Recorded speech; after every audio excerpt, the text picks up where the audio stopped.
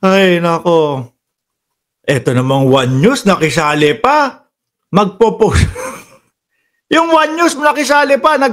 Magpo-post lang ng picture ni Roque. Nakabuka pa ang bunganga. Ano ba yan? Oh, napapansin ko, GMA, ABS-CBN News. O, tapos itong One News.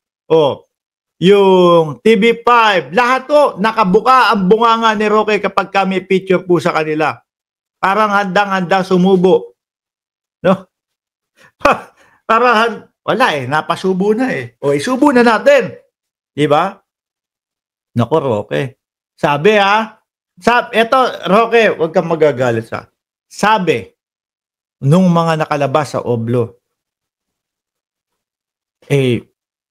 yung mga, hindi ko sinasabi na bakla ka hindi ako naniniwala doon. Lalaking-lalaki ka, Roque. Lalaking-lalaki po ang pagkakakilala ko kay Roque. Lalo na po, yung sinasambit niya, mga kababayan, yung, sige nga, subukan natin kung mapapataples natin si Ronnie Liang. Ang tigas po ng pagkakasabi ni Roque doon, mga bossing. Tingnan natin kung mapapataples natin si Ronnie Liang. Kaya ako naniniwala ako, lalaking-lalaki ito. Yung si Mami Pebs, bakla daw sabi. Hindi. Sabi, Roque, ulitin ko, hindi ako naniniwala bading ka kasi talagang matigas yung pagkakasabi mo na gusto mong pataples o gusto mong mapataples si Ronnie Liang. Sabi, sa Oblo daw, reyna daw. Reyna daw yung mga bakla, Roque. Diyos ko po. ang haba ng buhok. O, di ba? Talagang asawa. Hindi, ito, hiwalay na istorya, mga kababayan. Magtanong kayo doon sa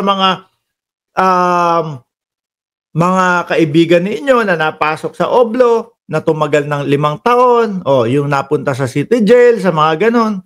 Tanungin nyo po, yung kinukwento ko, na sinasabi, reyna daw po, yung mga bakla sa Oblo, yun. Hindi po related kay Roque yung usapin na yun, naikwento ko lang po. Ngayon, kasi si Harry Roque, mga kababayan, no? O eto na. Di ba, nasa labas ng bansa, humihingi ng asylum. O eto na. Department of Justice is eyeing diplomatic channel including Interpol na. Eto ho, sinabi na natin ito May 1 linggo na nga ho yata, mga kababayan. 1 linggo, ano sabi ni Kap ninyo? Ba't nagtatawa na kayo dyan? Kap, nasan ka, Kap? Lumagpas sa mata ko Meron ba sinabi si Kap? Hindi ko makita Oh. Ano sabi ni Kap? Ba't nagtatawa na kayo dyan? Namumulaklak ang wetpacks sa Oblo.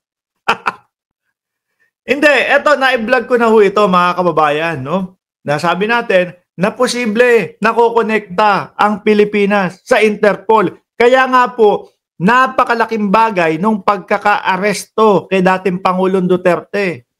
No? Bakit to? Kasi ang Interpol, ang ICC nakipag-ugnayan sa Interpol, ang Interpol nakipag-ugnayan sa Pilipinas. Hindi naman po pwede na hindi pansinin ng Pilipinas ang Interpol. Diyan po kasali tayo, kasama tayo. Kaganon natin yan, di ba? Kapis bump natin yan, mga kababayan.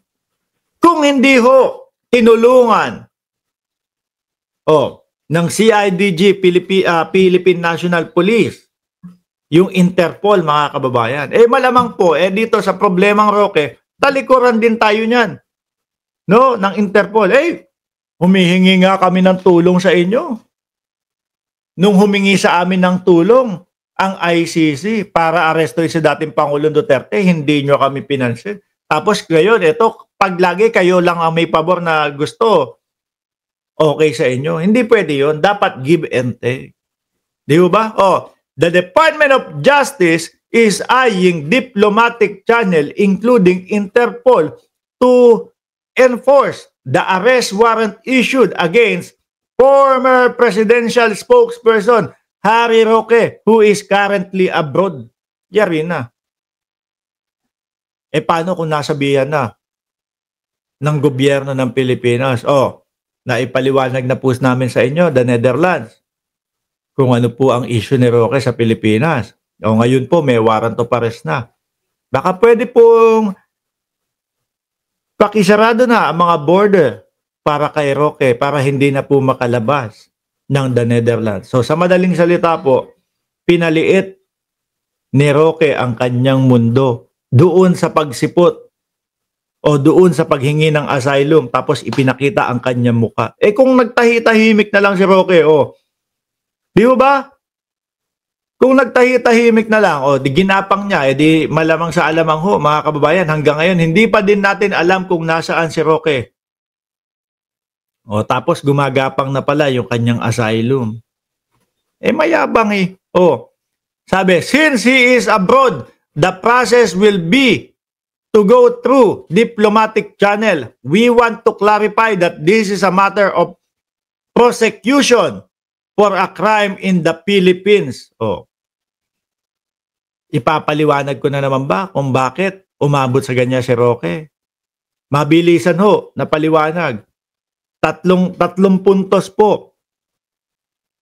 Mga ebidensyang nakalap o yung mga papel dokumento nila Roque nakita sa loob ng Pogo, no? At mismong si A.R. de la Serna labas-masok sa Pogo, siya na ang nagkukwento. Pangalawa, mga bank accounts ni Roque sa loob ng Pogo. Pangatlo, yung Chinese ng Pogo nahuli doon sa bahay. Sa Benguet kay Roque. Konektado. Di po ba mga kababayan? Konektado po. Ngayon, bakit Mark? Bakit naman si Roque ang kanyang kaso human trafficking? Sa Pogo po, mga bossing, since na-establish yung connection nila sa Pogo. Sa Pogo naman po, mga kababayan, meron pong mga kung ano-anong mga scam na ginagawa dyan. Kumukuha sila ng mga tao, no? Sa iba't ibang bayan, iba't ibang bansa. China, Indonesia, Malaysia, tapos dadalhin sa Pogo. Kapag ka nasa Pogo na po, pinagtatrabaho ng labag sa kanilang kalooban, lalo na yung mga pangi-scam.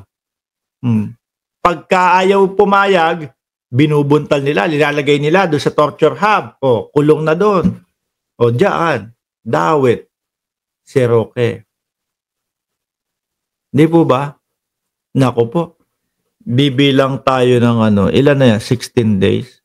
Bilang tayo, siguro mga 45 days, tanning natin kay Roque, mga kababayan. Maraming salamat and God bless po sa ating lahat, mga bossing Chief Amo Sir. Pakipindot lang po yung like, subscribe, and share. Magkakalahating milyon na tayo. Paalam po, mga bossing.